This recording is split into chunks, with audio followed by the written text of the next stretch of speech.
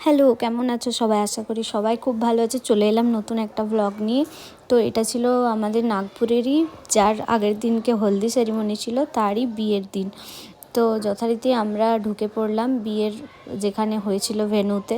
তো যদিও অনেকটা দূর ছিল আমাদের বাড়ির থেকে, আর রাস্তাটাও খুব একটা ভালো ছিল না, কিন্তু যে জায়গাটাতে ওরা বিয়েটা করছিল আর কি, খুব সুন্দর সাজিয়েছিল জায়গাটা। এই যে দেখতেই পাচ্ছ, পুরোটা ওরা প্রি ওয়েডিং ফটো দিয়ে সাজিয়েছিল, আর ভেতরটাও করেও ছিল অনেকটা বড় জায়গা জুড়ে, আর খুব সুন্দর লাগছিল দেখতে চারিদিকটা। তো আস্তে আস্তে আমরা ভেতরে ঢুকেই পড়লাম। আর এইখানে দেখো, ওই জায়গাটাতে ব্রাইড আর যে বর আর কি, সে দাঁড়িয়েছিল, আর ওইখানে চলছিল ওদের প্রি ওয়েডিং ভিডিও। আর এই পুরো জায়গাটা জুড়ে হয়েছিল গোটা বিয়েটা। আর বিভিন্ন জায়গায় ফটো তোলার জন্য বিভিন্ন বিভিন্ন থিম বানিয়েছিল।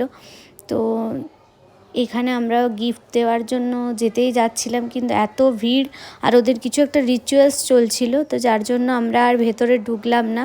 ভাবলাম যে আগে কিছু স্টার্টার খেয়ে নিই। গেছিলামও আমরা অনেক দেরি করে, মোটামুটি 9টা পেরিয়ে গেছিলো, কারণ বললাম অনেকটা দূর ছিল, সেজন্যই। তো ওইসব রিচুয়ালস ওদের চলুক, আর আমরাও ভাবলাম একটু স্টার্টার খেয়ে চলে আসি এই সুযোগে।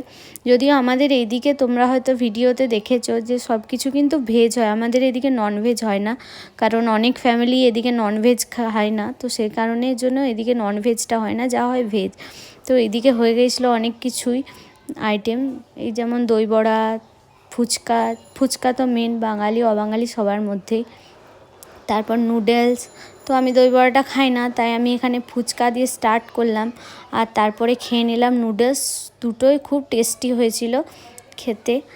আর তারপর ওর বাবা নিয়েছিল দই বড়া, ওর বাবা দই বড়াটা খেয়েছিল, আমি খাইনি। তো যাই হোক, তারপর আর দেরি না করে আমরা মেন খাবারটাও নিয়ে নিলাম। যদিও স্টার্টার খাওয়ার পর আর মেন খাওয়ার মনও যায় না, আর পুরো পেটও ভর্তি হয়ে যায়। তো অল্প করেই যা মানে যেটা হয়েছিল সেটা নিলাম। বানিয়েও ছিল অনেক আইটেম ভেজের মধ্যেই।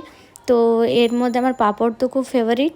তো যাই হোক, আমি কিছুটা পাঁপড় নিয়ে নিলাম, আর গোলাপ জামুনও একটা নিয়ে নিলাম। তো তারপর খাওয়া দাওয়া স্টার্টও করে দিয়েছিলাম। তো খাওয়া দাওয়া করতে করতে আমাদের অনেকটাই রাত হয়ে গেছিলো। আমরা ভাবছিলাম কতক্ষণে ওদের ওই জায়গাটা ফাঁকা হয়, আর আমরাও গিয়ে গিফটটা দিয়ে আসি। এই যে দেখতেই পাচ্ছ খাওয়া দাওয়া, যদিও আমি পুরো খাবারটা খেতেও পারিনি, শুধু ওই লুচিটাই যা খেয়েছিলাম। আর এইখানে ওর বাবা খাচ্ছিল আমার সাথেই দাঁড়িয়ে। আর তারপর আমরা চলে গেলাম গিফট দিতে। তো দেখতেই পাচ্ছ কি লম্বা লাইন, এর আগে আরও বেশি লম্বা লাইন ছিল। সবাই ওই ভেবেছিল আগে খেয়ে নিই তারপর করবো। তারপর এই যে আমরা আইসক্রিম লাস্ট ফিনিশিং দিয়ে মিষ্টি মুখ আর কি বাড়ি চলে গেলাম। ভিডিওটা কেমন লাগলো জানিও, ভালো লাগলে লাইক করে দিও। টাটা।